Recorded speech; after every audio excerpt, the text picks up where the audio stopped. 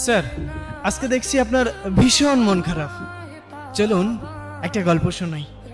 যখন আমার ভীষণ করে কষ্ট হয়, আমি তখন এই কথাগুলো নীরবে শুনি।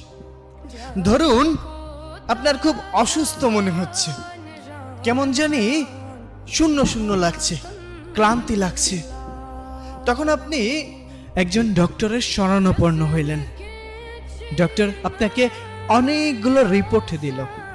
আপনি পরীক্ষাগুলো করে রিপোর্টগুলো ডক্টরের হাতে তুলে দিলেন।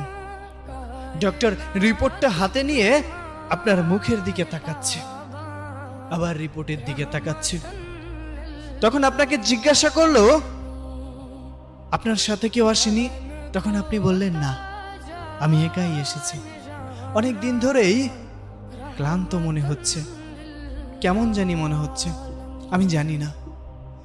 তখন ডক্টর অনেকটা মলিন মুখে বললেন, হয়তো আপনাকে এই কথাটা বলা উচিত হবে না, কিন্তু তারপরও যেহেতু আপনার সাথে কেউ নেই, আপনাকেই বলতে চাই, আপনি আর 2 মাস বাঁচবেন।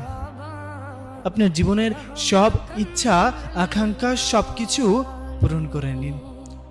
যদি কোনো কিছু ইচ্ছা অপূরণীয় থাকে, আপনি পূরণ করে নিতে পারেন। এই 2টা মাস আপনি এই পৃথিবীকে দেখে নেন।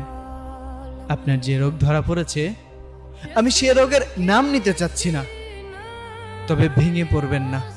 মানুষ মাত্রই মরণশীল, আজ না হোক কাল ঠিকই চলে যেতে হবে। আপনাকে এজন্যই সতর্ক করে দিলাম, কারণ আমি এমন রোগী অনেক দেখেছি। ঠিক তখন আপনি স্তব্ধ হয়ে গিয়েছেন। আপনার এত ক্ষমতা, এত জোশ, এত টাকা, এত অর্থ সম্পদ কোথায় যাবে?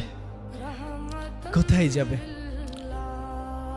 যত বড়ই শক্তিশালী মানুষ হোক না কেন, মানুষ তো মরণশীল।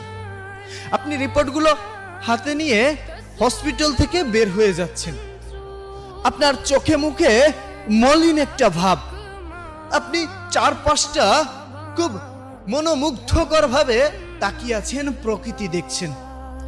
কেমন জানি আপনার এই প্রকৃতি ছেড়ে যেতে মন চাচ্ছে না। আপনার ভীষণ কষ্ট হচ্ছে, দম বন্ধ হয়ে যাচ্ছে। আপনি বাসায় গেলেন। বাসায় যেতে অনেক দেরি হয়ে গেল।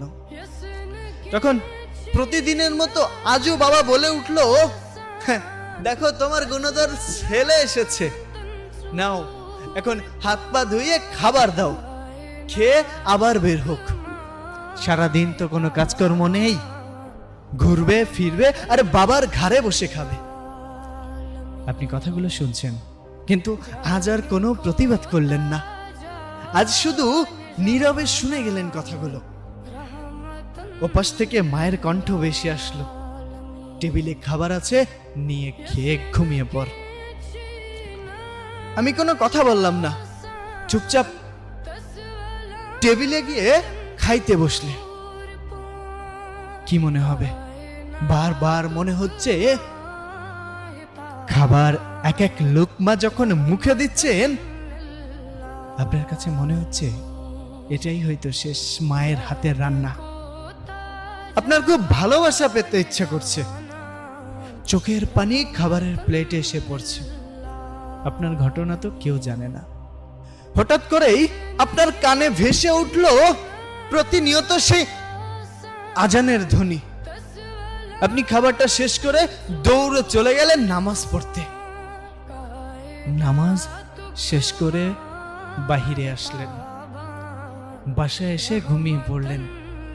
সকালে ঘুম থেকে উঠে ফজরের নামাজ আদায় করে প্রকৃতির সৌন্দর্য উপভোগ করছেন। কত সুন্দর পাখির কিচিরমিচির, সূর্যটা কত সুন্দর লাল রক্তিম ধারণ করে আছে। সবকিছুর প্রেমে পড়ে গেলেন। আগে কখনো কোনোদিন এই প্রকৃতি ঠিক এমন করে আপনি দেখেননি, আপনার কাছে এমন করে মনেও হয়নি। এসব ভাবতে ভাবতে আপনি সামনের দিকে এগিয়ে যাচ্ছেন। হঠাৎ করেই আপনার সাথে সেই মানুষটির দেখা হলো, যেই মানুষটাকে আপনি একদম সহ্য করতে পারেন না। স্যার, একটু ভাবুন, তখন আপনার ইমোশনটা কেমন হবে? আপনি তার সাথে তর্ক বিতর্ক করার বদলে তাকে বুকে টেনে নিলেন। সে অবাক হয়ে গেল। কি হয়েছে? আপনি কান্না করে দিয়ে সামনের দিকে আগালেন। পথে ঘাটে যেখানে যার সাথে দেখা হচ্ছে আপনি সালাম প্রদান করছেন। আপনি হঠাৎ করেই দেখলেন রাস্তার পাশে একটা কুকুর শুয়ে আছে। আপনি দোকান থেকে একটা রুটি কিনে এনে নিজে হাতেই কুকুরটিকে খাওয়াচ্ছেন। অথচ এভাবে কখনোই আপনি প্রকৃতির প্রেমে পড়েননি। আপনি এই পৃথিবী, এই দুনিয়া, এই সৌন্দর্য ছেড়ে আপনি কোথাও যেতে চাচ্ছেন না, কিন্তু যেতে হবে। আপনি আস্তে আস্তে দুর্বল হয়ে পড়ছেন। আপনি আস্তে আস্তে মানসিকভাবে ভেঙে পড়ছেন শারীরিকভাবে। আপনার বাসা থেকে কিছুটা বুঝতে পারল। বৃদ্ধ বাবা আপনাকে ডেকে নিয়ে বলল, বাবা কি হয়েছে তোর? এখন আর আগের মতো তর্ক করিস না। যে খাবার নিয়ে সারা দিন অভিযোগ করতিস, এখন যে খাবার দেয়া হয় সেটাই চোখ বন্ধ করে খেয়ে নিস। কি হয়েছে তোর? তখন আপনি চিৎকার করে দু চোখের পানি ছেড়ে দিয়ে বাবাকে জড়িয়ে ধরলেন। কেমন লাগছে? কষ্ট লাগছে। আপনার কান্না দেখে রান্নাঘর থেকে দৌড়ে এসে আপনার মা আপনাকে জড়িয়ে ধরল। বাবা কি হয়েছে তোর? আপনি মলিন মুখে বললেন, মা